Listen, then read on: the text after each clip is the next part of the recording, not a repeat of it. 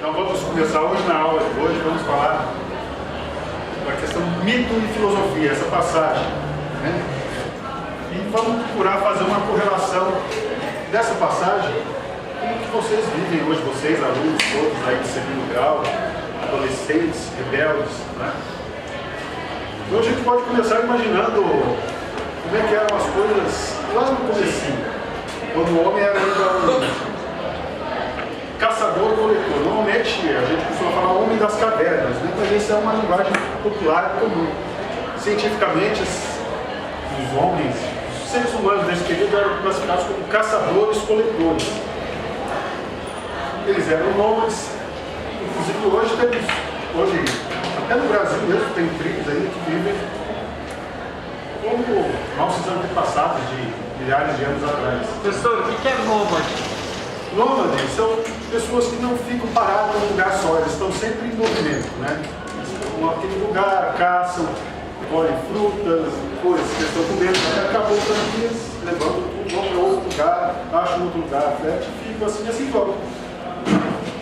A maioria dos indígenas do Brasil, né, até antes do Cabral descobrir, eles tinham essa característica, eles eram nômades. Eles tinham aldeias, eles saíam de uma aldeia, tinha, digamos assim, a aldeia do verão, a aldeia do inverno, a aldeia do outono, que eles iam passando, fazendo um certo caminho, nesse caminho para caçando e coletando frutas e outras bolocas, né, para sua subsistência. Então vamos tentar imaginar, vamos tentar nos colocar no lugar desse homem que ainda não está ali ainda, né, nos primórdios da sua racionalidade, que está tentando ainda, está formando essa sua racionalidade. Eles não têm muito critério, não têm muita base, então eles vivem sem muita explicação das coisas.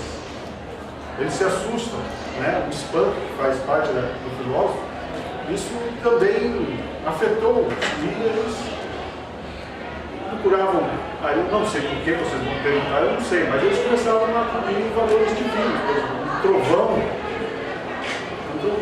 é algo de Deus, chuva é algo de Deus. E aliás, esse tipo de pensamento começou a ficar muito mais presente quando os seres humanos deixaram de ser nômades e começaram a habitar um lugar único, né? Ali começa a civilização, historicamente falando, quando os homens deixaram de ficar vagando, coletando, começaram a habitar um único lugar, um cultivo, agricultura e colheita, eles passaram, historicamente, aí começa a civilização. Mais precisamente ali na Mesopotâmia, entre o Rio Tigre, Eufrates, a Síria, e esses povos foram se desenvolvendo, cidades, e nesse desenvolvimento, naturalmente, eles vão exigindo algum conhecimento empírico mesmo, prático, né? De cultivo, matemático, de construção. Aliás, uma curiosidade, a matemática, ela é, em muitas tribos, anterior, tem tribos que não tem muitas linguagens escritas, mas tem matemática. Então a matemática, eu acredito, né, foi bastante importante no conhecimento para que começasse a desenvolver uma racionalidade. Então, a lei do cultivo, eles tem um Deus, e a chuva é um Deus que faz a chuva, tem um Deus do trovão, um Deus do sol, um Deus do mar. Não que esse Deus tenha uma característica como hoje conhecemos Deus, né? Uma divindade suprema que comanda tudo.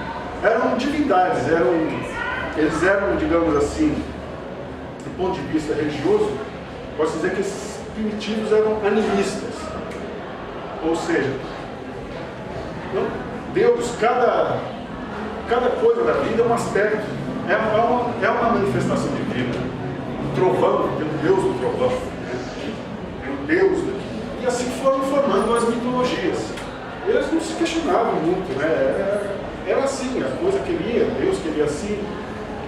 Provavelmente alguns oportunistas se aproveitando dessa coisa, começou a criar algumas seitas para organizar e as pessoas em torno de algum objetivo.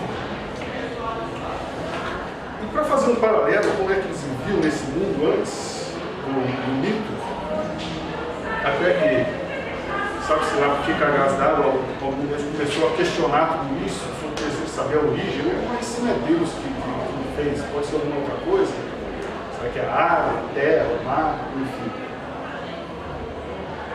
Digamos vocês, adolescentes,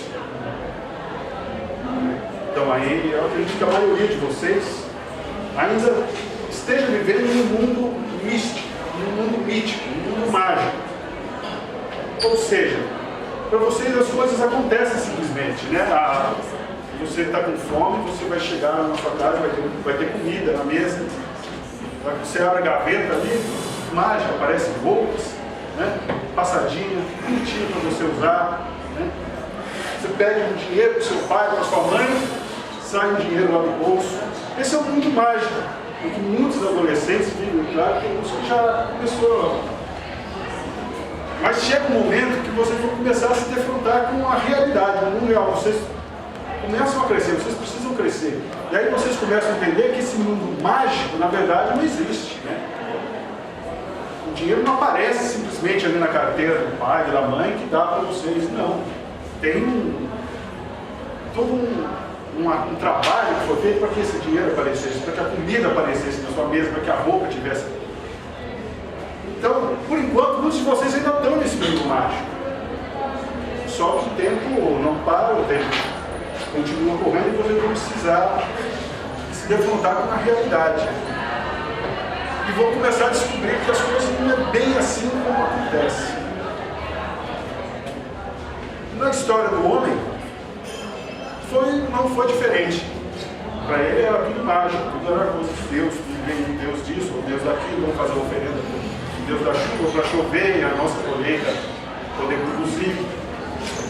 Sei lá, vai ver que provavelmente um dia eles rezaram para o Deus da chuva e não chove, reza e não chove, reza e não chove, pode ser. Pô, mas será que existe um Deus da chuva? Não existe? Será que ele está bravo conosco? Enfim. A partir daí o homem começou a querer, talvez, questionar o próprio Deus, a sua origem. E foi buscar explicações racionais para as coisas que aconteciam. Basicamente aí começou a nascer aquilo que hoje a gente conhece como filosofia. Foi o homem querendo, deixando meio que obrigatoriamente esse mundo mágico, e descobrindo que por trás de toda essa magia existe algo que eles denominaram como conhecimento, como verdade. E uma pergunta. Até aqui tudo bem, tranquilo? Vocês estão quietinhos hoje? Primeiro dia, sempre. Hã? Primeiro dia dos alunos. Professor, mas eles já não achavam que era verdade o que eles acreditavam? Que, por exemplo...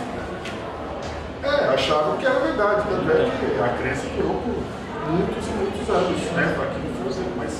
E essa outra verdade que veio depois? Oi? E essa outra verdade que veio depois? Daí que eles... não vamos dizer, a gente pode ver, há uma verdade que veio depois. Eu diria que não é uma verdade que veio depois, mas pessoas começaram a questionar essa verdade, né, que o mito trazia. E começaram a estabelecer suas verdades, os seus critérios de verdade. No caso do Tales, né, no século VI a.C., uma água, provavelmente, sei lá, possibilidade que estava ali, de repente, do nada, começou a aparecer nas bactérias, no germe, começou a ter vida ali.